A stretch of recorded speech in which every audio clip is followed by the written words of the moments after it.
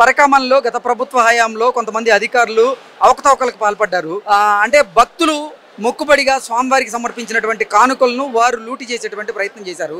అది చూడగానే మీకు ఏమనిపించింది? సోషల్ మీడియాలో చూసాం, చాలా బాధ అనిపించింది. అందుకనే వాళ్ళు చేసిన తప్పుకే వాళ్ళకి 11 వచ్చినాయి. వాళ్ళు చేసిన పాపం వాళ్ళే కొట్టుకపోయారు. ఆ స్వామి ఉన్నాడు అన్న నమ్మకం కలిగింది. అది ఒక్కటి అట్లా దొంగతనం చేయడం వల్ల అది బాధ కలిగింది, చాలా బాధ అనిపించింది. అట్లా వేయడం చాలా తప్పు, కానీ దొంగలు పక్కకు జరిగిరు, ఆ దేవుడే చూసుకుండు.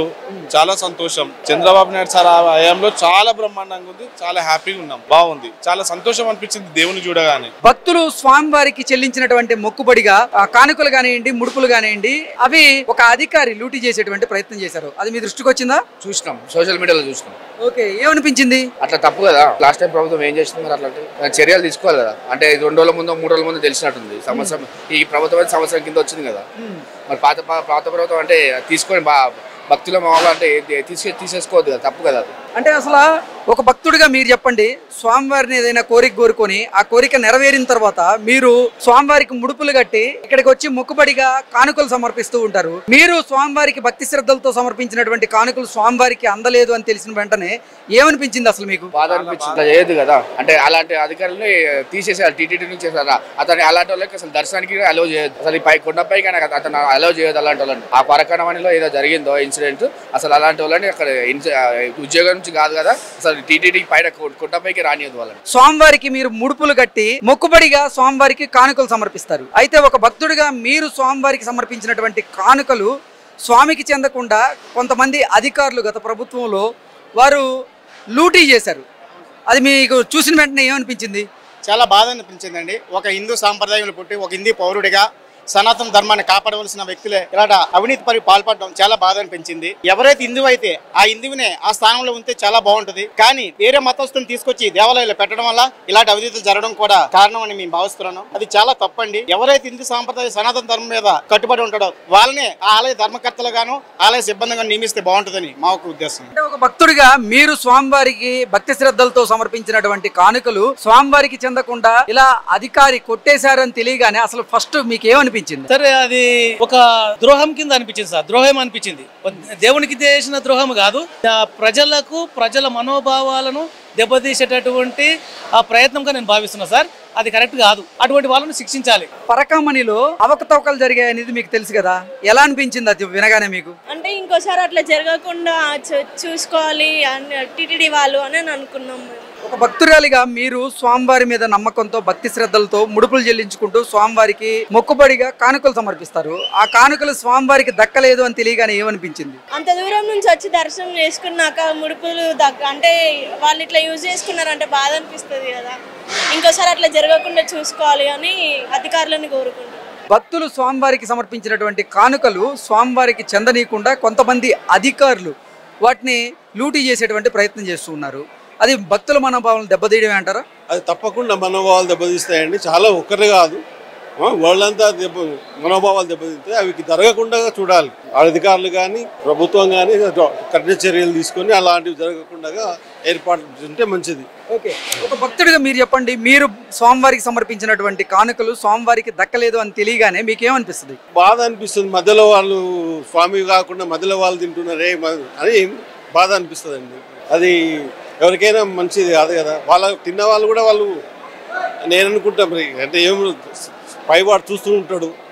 పరకామణిలో మీరు చెల్లించినటువంటి కానుకలు ఏవైతే ఉన్నాయో అవి శ్రీవారికి దక్కకుండా కొంతమంది అధికారులు అలాగే గత పాలకులు చేతివాటం ప్రదర్శించారు. అంటే స్వామివారి సొమ్ముని వారు అపహరించారు. దీన్ని ఎలా చూడాలి? ఇది చాలా దౌర్జన్యంగా ఉందండి.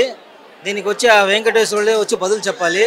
ఈ మరి చేసేది వచ్చి అనీతి అన్యాయం చేస్తున్నారు. దీనికి వచ్చి వాళ్ళకి లెసన్ వచ్చి బాగా వచ్చి ఆయన ఒక పాఠం కల్పించాలండి. ఇది వచ్చి ఈ మరి చేసేది వచ్చి సరిగా లేదు, న్యాయం లేదు, నియతి లేదు. ఆ భక్తి అనేది ఉంటే మనసు భక్తి మార్గంగా ఈ మరి చేయరు. ఈ చెయ్యేందుకు ఉండే ఒక ఎఫెక్ట్స్ వచ్చి they will realise, he will show. But కొంచెం కాల పరిస్థితి ఇక్కడ కొంచెం వెయిట్ చేయాలి. వెనకాల వచ్చి వాళ్ళకి దీనికి ఉండే రివార్డ్స్ ఖచ్చితంగా వాళ్ళకి లభిస్తుంది. దానివల్ల మనం ఎవరిని ఏమి చెప్పేది లేదు. ఆటోమేటిక్గా వాళ్ళు చేసిన మంచి కానికి వచ్చి దేవుడు వచ్చి ప్రసాదిస్తూ ఉంటాడు. ఇప్పుడు అధికారులు కానివ్వండి, గత పాలకులు కానివ్వండి, చేతివాటం ప్రదర్శించడం అసలు ఎంతవరకు కరెక్ట్ అంటారు? మీరు చెప్పేది నమ్మే మరిగా లేదు. బట్ మీరు చెప్పింది 100% వచ్చి అది అన్యాయంగా ఉంది. ఆ మరి చెయ్యకూడదు. అది ఎట్లా సార్ ఆ మరి చేస్తారు? Is it possible? ఇప్పుడు వచ్చిన వీడియో క్లిప్పింగ్ చూస్తే దాన్ని నమ్మలేని వాళ్ళు కూడా నమ్ముతున్నారు. దానివల్ల మీరు చెప్పింది వచ్చి దేవుడు వాళ్ళకి తగ్గ వాళ్ళకి ఏమి శిక్ష ఇవ్వాలో అది ఖచ్చితంగా ఇస్తారు. పరకామణిలో స్వామివారి సొత్తును అపహరించేటువంటి ప్రయత్నం చేస్తున్నారు. భక్తులు అత్యంత భక్తి శ్రద్ధలతో వెంకటేశ్వర స్వామికి సమర్పించినటువంటి మొక్కులు, ముడుపులు, కానుకలు ఏవైతే ఉన్నాయో అవి స్వామివారికి దక్కకుండా వారు లూటీ చేసేటువంటి ప్రయత్నం చేస్తున్నారు.